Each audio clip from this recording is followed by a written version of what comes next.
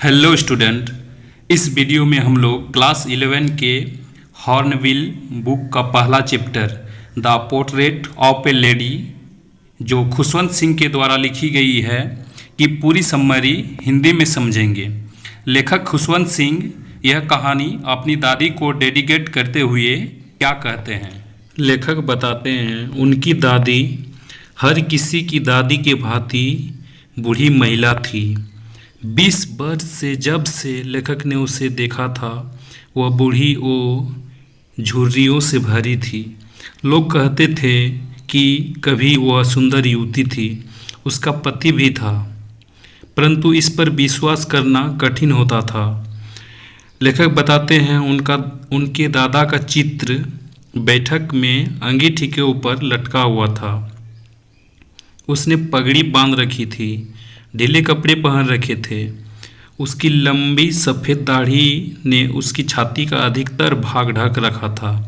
वह कम से कम 100 वर्ष का दिखाई देता था। वो ऐसा न लगता था जिसकी पत्नी वो बच्चे हो। वो ऐसा लगता था जिसके केवल बहुत से पोते पोतियां हो।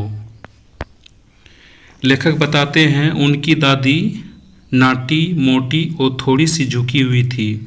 उसके चेहरे पर झुर्रियाँ फैली हुई थी जो एक दूसरे को काटती हुई कहीं से कहीं जाती थी।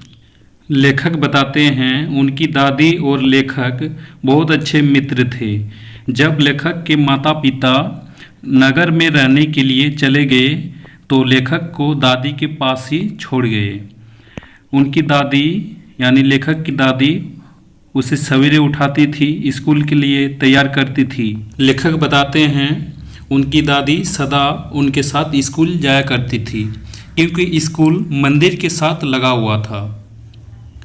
जब लेखक के माता पिता नगर में बस गए तो उन्होंने लेखक और दादी दोनों को बुला लिया। जब वे लोग नगर में बस गए तो दादी उनके साथ स्कूल नहीं जाया करती थी।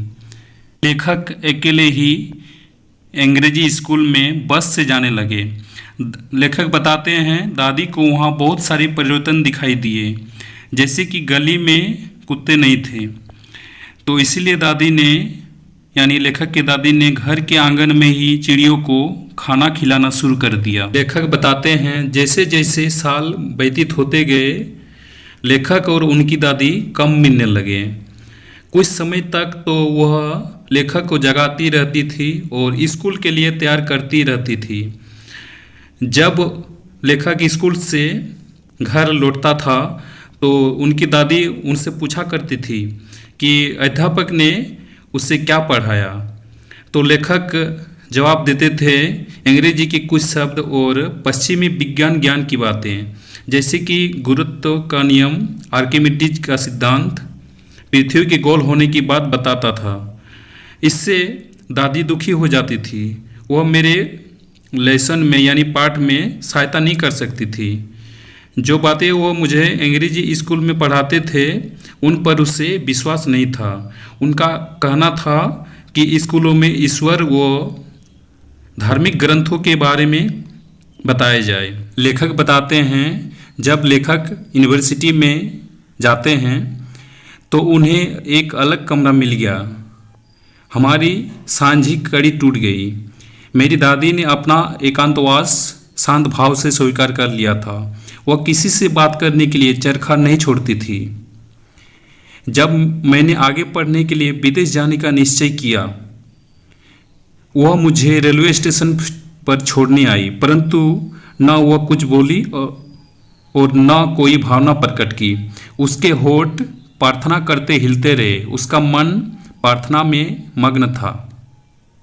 उसकी अंगुलियां अपनी माला फेरने में लगी थी। चुपचाप उसने मेरा माथा चूमा और जब लेखक चले गए उस गीली छाप को अपने शारीरिक संपर्क की अंतिम मूल्यवान निशानी मानकर उसे मन में संभाले रखा। 5 वर्ष के पश्चात जब लेखक घर लौटते हैं तो उन्हें यानी लेखक को स्टेशन पर लाने के लिए दादी जाती है। वो एक दिन भी बूढ़ी नहीं लगती थी। या एक दिन भी बूढ़ी प्रतीत नहीं होती थी। अब भी शब्दों के लिए उसके पास शब्द न थे। उसने मुझे बाहों में भर लिया और मैंने उसे प्रार्थना गाते सुना। मेरे लौटने के पहले दिन भी उसका सबसे अधिक खुशी का समय चिड़ियों के साथ व्यतीत हुआ, जिनको वह पहले से अधिक देर तक खिलाती रही और हंसी में फटकारती रही। अगला सुबह वह बीमार पड़ गई। ज्वर हल्का था। डॉक्टर ने कहा कि उतर जाएगा, परंतु मेरी दादी का विचार अलग था। उसने हमसे कहा कि मेरा अंतिम समय आ गया है। वह बोली कि अपने जीवन के अंतिम समय के कुछ घंटे वह प्रार्थना करना भूल गई थी। उसके पास बातों में समय नष्ट करने की फुर्सत नहीं थी। वह शांत बिस्तर पर लेटी प्रार्थना कर रही थी। वह माला फेर रही थी। इससे पहले कि हम संदेह भी कर सकते, उनके होठ हिलने बंद हो गए।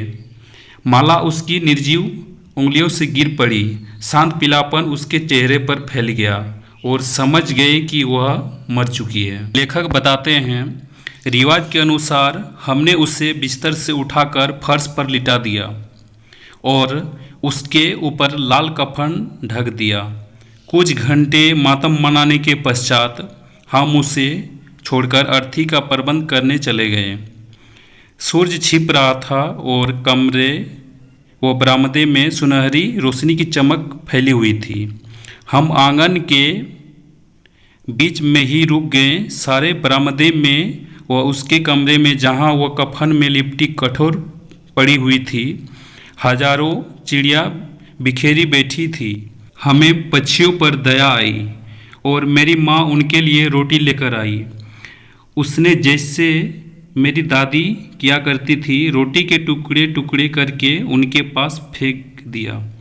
चिड़ियों ने रोटी की ओर कोई ध्यान नहीं दिया। जब हम अपनी दादी का मृत शरीर लेकर चले गए, वे चुपचाप उड़ गई। अगले दिन सफाई वाले ने रोटी के छोटे छोटे टुकड़े को झाड़ू से इकट्ठा करके कूड़ेदान में डाल दिया। तो ये था कहानी खुशवंत सिंह द्वारा लिखित the portrait of A lady का। तो कहानी आपको कैसा लगा हमें कमेंट सेक्शन में ज़रूर बताएं, और वीडियो अच्छा लगा है तो चैनल को भी सब्सक्राइब करके बेल आइकन को भी प्रेस कर लें ताकि नई अपडेट आपके पास आ सके। धन्यवाद।